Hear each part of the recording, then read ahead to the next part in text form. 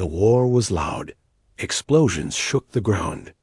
Laser fire burned the sky. The battlefield was full of smoke, broken ships, and the dead. Kayla was a warrior, strong, fast, a fighter from the alien race known as the Drell. She had trained all her life for this war, but today she couldn't move. A blast had hit her spine. She lay on the ground, her armor cracked, her legs frozen. She could feel her heartbeat, but not her legs. Around her, other Drell soldiers ran. They yelled in their strange language, retreating fast.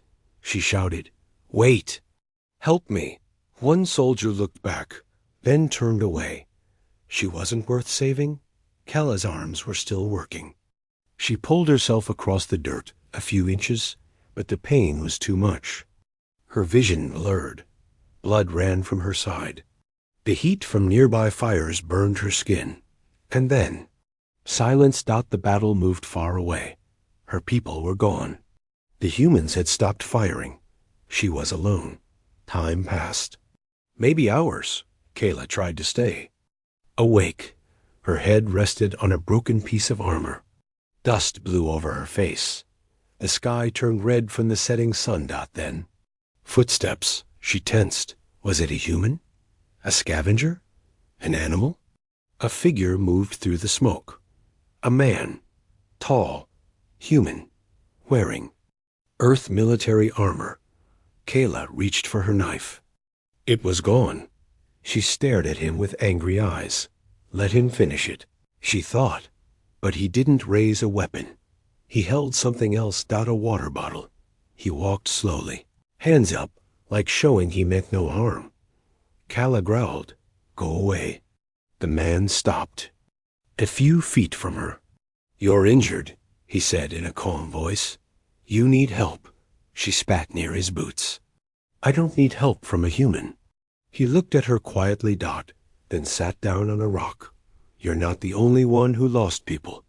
Today," he said. She looked away. She didn't want his pity. Didn't want his kindness. "I'm Sergeant Cole," he added. "You don't have to tell me your name. But I'm not here to hurt you." Kayla's body shook. Her side burned. She was cold now. Tired.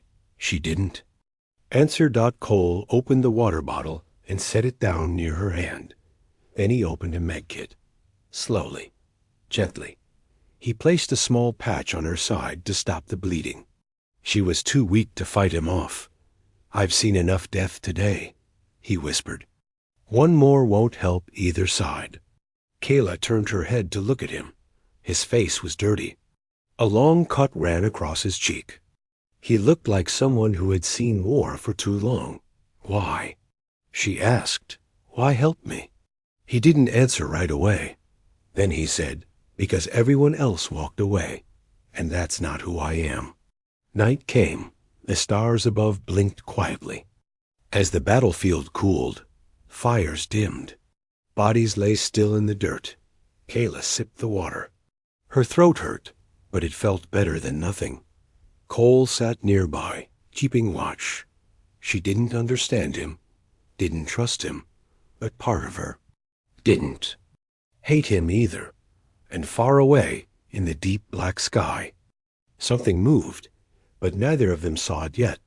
The first thing Kayla saw when she opened her eyes was the human still there. Still watching, still waiting. No gun, no threats. Just a small light near his feet and a quiet hum from the med patch.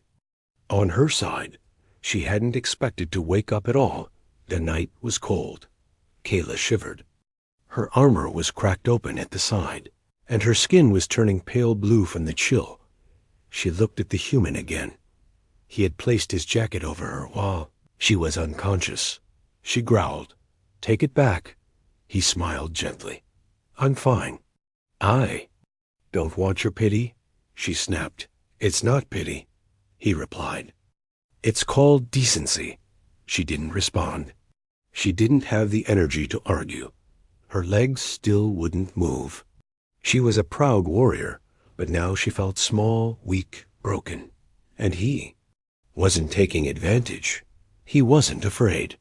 He wasn't angry. He was just there. That made her more nervous than any gun ever had. "You should have killed me," she said after a while. "I don't kill the helpless," Cole answered. Kayla narrowed her eyes. "I wouldn't have shown you the same mercy." He nodded. "I know." She expected him to leave after that. But he didn't. He just poked at a heat pack and tossed it near her so she could warm her hands. The warmth crept into her fingers. It hurt. It also reminded her she was still alive. "I don't understand humans," she muttered.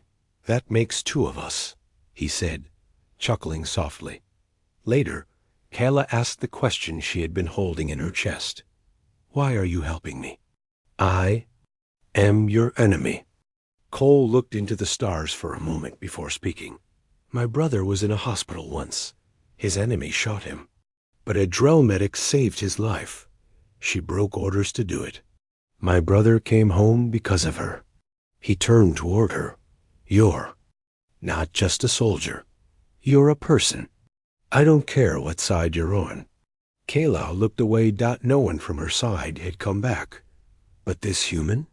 He stayed. Suddenly, they heard movement in the distance.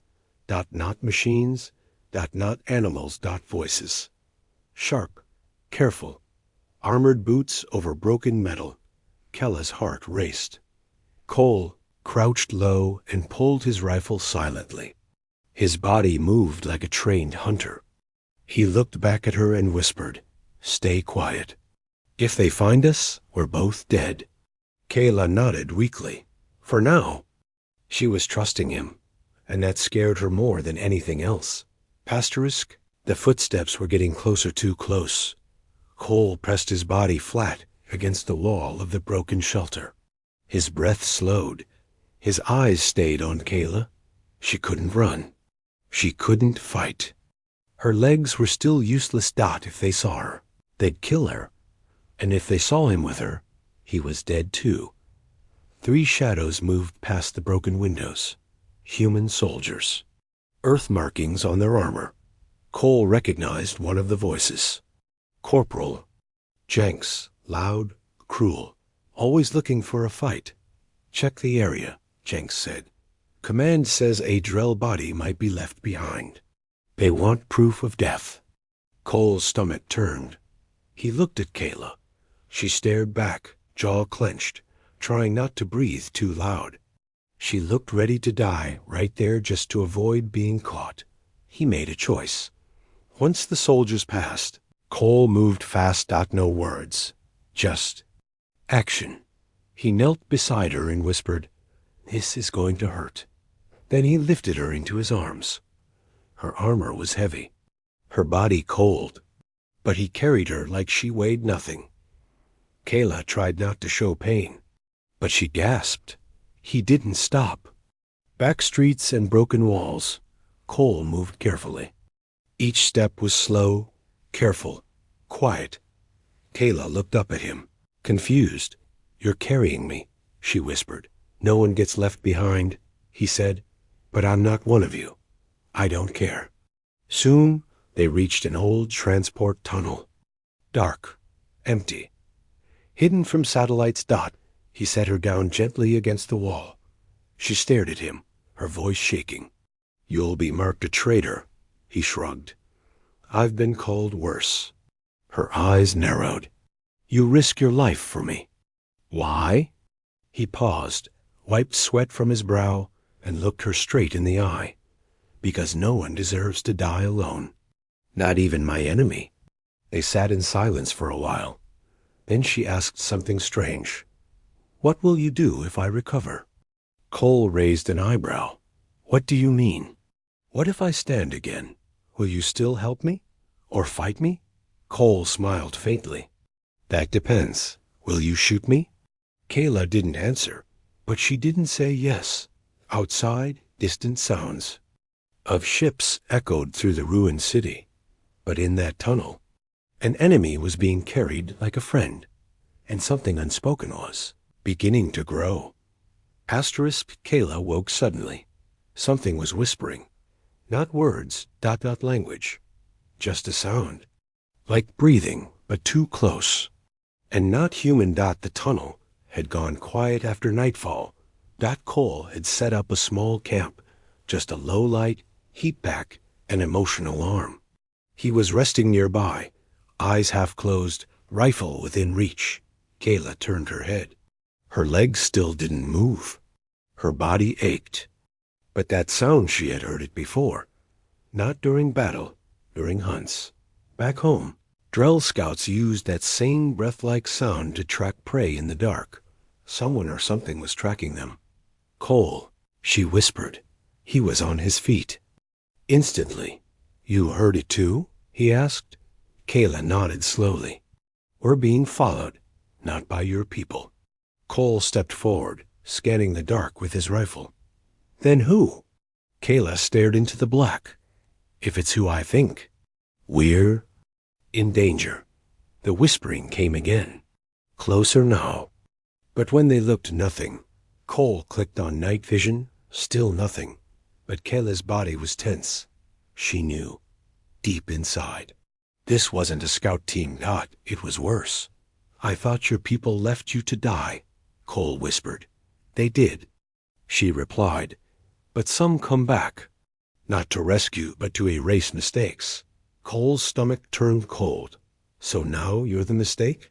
Kayla nodded once. And you're helping it? Suddenly Dash snapped. A sensor went off. Red light blinked. Fast. Movement behind them. Cole turned, aimed, and fired a warning shot into the dark dot. No sound came back. Not even footsteps. Only silence. Perfect. Kella's voice dropped to a whisper. That's not normal. What is it? Cole asked. Silent burn. Cole frowned. What the hell is that? She didn't answer right away. Then softly. Something the Drell made. And now regret. A shadow moved at the far end of the tunnel. Not walking, floating. Cole aimed again, heart racing. Stay back. He shouted. It didn't listen. Kayla whispered. You need to run. Leave me. You can still make it. Cole growled. Not happening. He grabbed her, pulling her back behind cover. Then the lights went out. All of them. Darkness fell like a blanket, and the whispering. Now it was everywhere. The creature didn't touch the ground. It floated just above it, silent, dark, and pulsing with strange light. Cole had seen enemies, monsters, even machines gone mad. But this felt wrong. The lights were still dead. The air had changed, thicker, colder. Kella's skin turned pale. She whispered, That's not a soldier. That's a cleaner. Cole looked at her. Cleaner? She nodded slowly.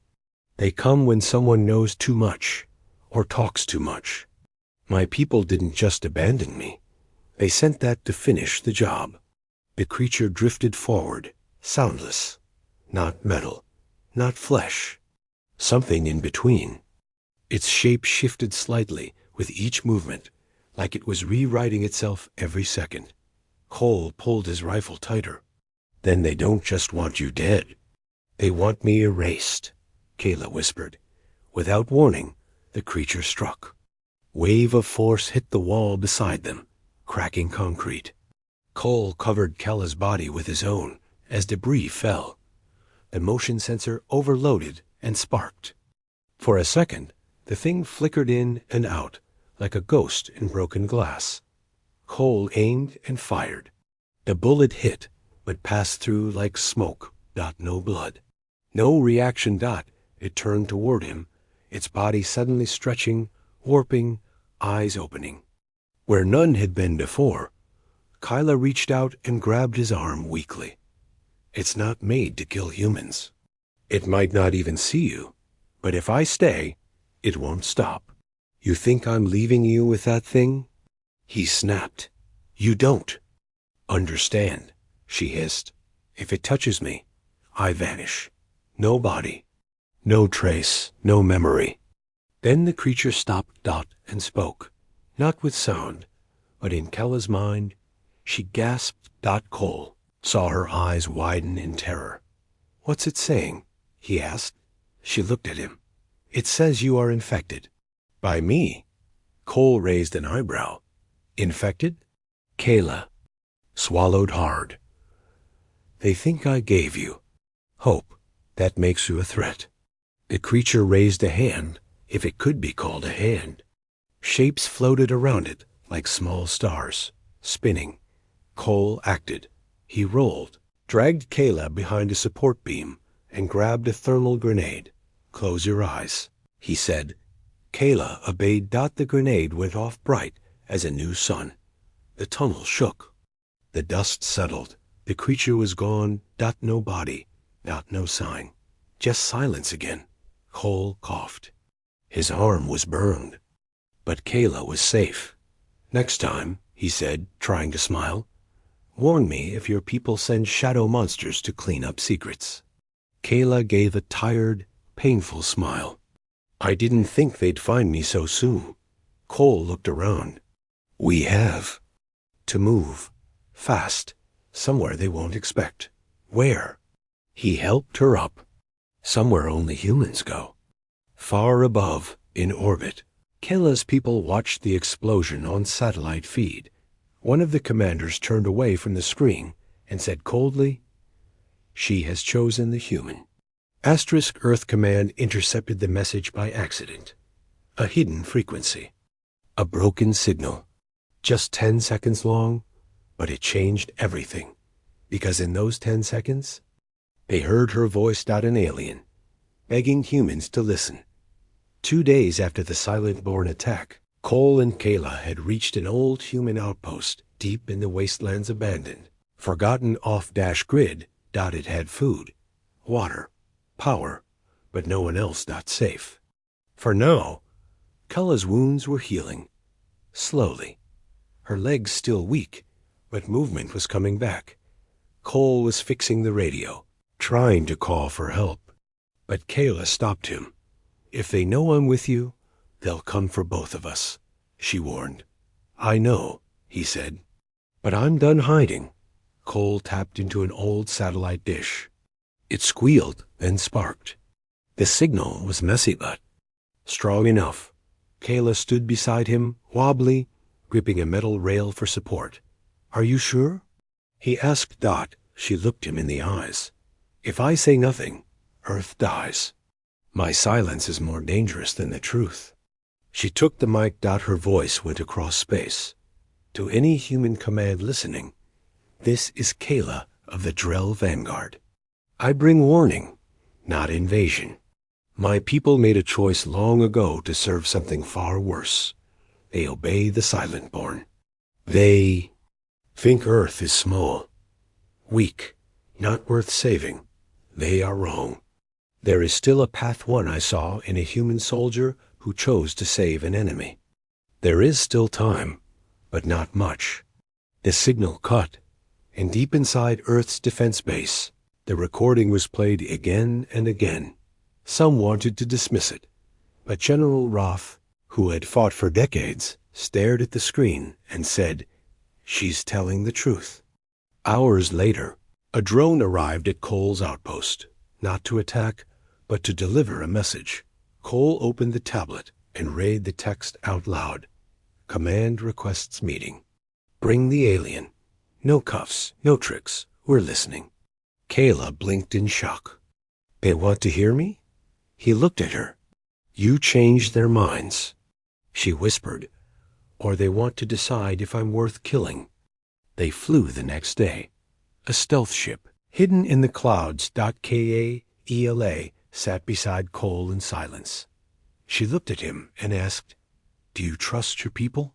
He thought for a moment, then said, "I trust you. That's the choice I made." In the skies above Earth, 2 fleets were now watching, one human and one not. The Varn were almost here, and the final decision had to be made. The council room fell silent as the alien entered. Not in chains, not under guard. She walked on her own, and every soldier there reached for their weapon, Except one. Kayla stood. At the heart of Earth's military command, a place no Drell had ever stepped inside. She wore no armor. Just a simple coat. Cole walked beside her, unarmed. Around them were generals, advisors, and diplomats. Cold eyes, suspicious stares. One man finally spoke. Why should we listen to an alien traitor? Kayla stood still, then spoke clearly. Because you are not ready for what is coming. And I was. A hologram lit up behind her, stars blinking out, one by one. She pointed at the vanishing lights. The Varn don't fight. They erase planets, people, time itself. They don't want Earth's land or power. They want silence. Someone in the back scoffed. Even if that's true, a woman said, what makes you think humans can stop them? Kayla turned to Cole. He does. Gasps echoed through the room. Cole looked stunned. Kayla continued, her voice calm but steady. You fight with honor, with choice. My people forgot how to do that. But Cole didn't leave me behind. He didn't ask what side I was on. He just helped. And now I ask the same. There was silence again. And then something happened. From behind the glass windows of the council chamber, stars began to dim. An alert blared. Fleet command called in. Unknown signal approaching the edge of the solar system.